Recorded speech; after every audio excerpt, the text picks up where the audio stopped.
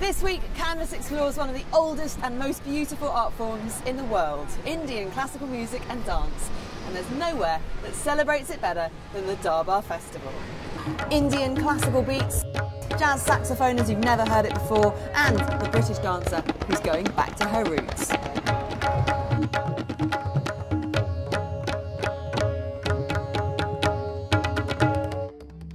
I think it's the largest festival of its kind outside of India.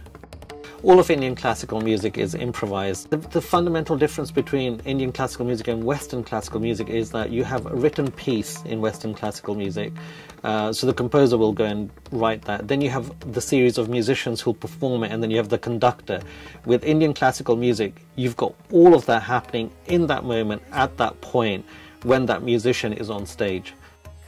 So this year we've got one of the legends of Indian classical music, Pandit Shiv Kumar Sharma, and he plays an Indian instrument called the santoor, which is a dulcimer type instrument.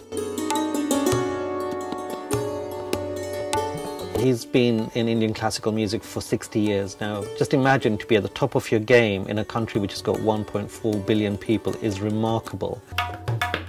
This is Canvas. From the sitar to the bansuri, Darbar features India's traditional classical instruments, but you can expect the unexpected too, as with Jessie Bannister and his saxophone.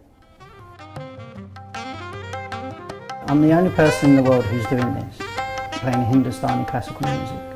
The saxophone, you could say, well, it's not really an Indian instrument. I've been doing this for 20 years, so I've got to convince my audience that this is for Indian music. It's all improvised, and that's the beauty of it for me, is that I can just step on the stage for an hour and just do what I feel. So if I want to create a feeling of joy, create a feeling of sadness, a feeling of terror, or also maybe to show off, to play some fast stuff as well. Go on then. Okay.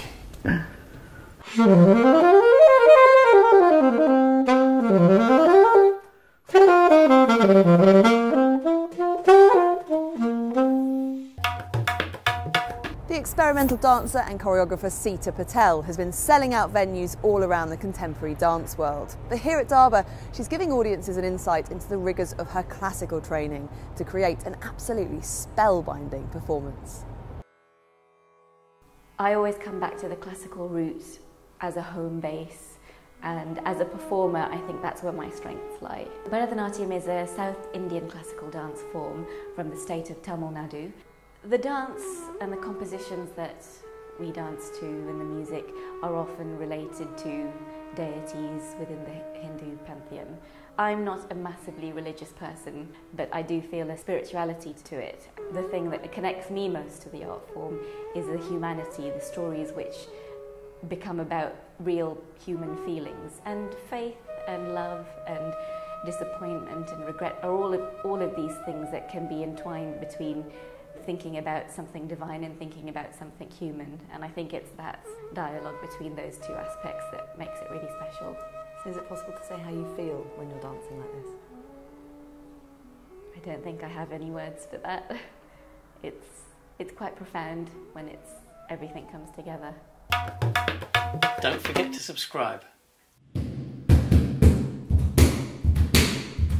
This sort of dance isn't just a physical marathon, and it's an emotional marathon as well.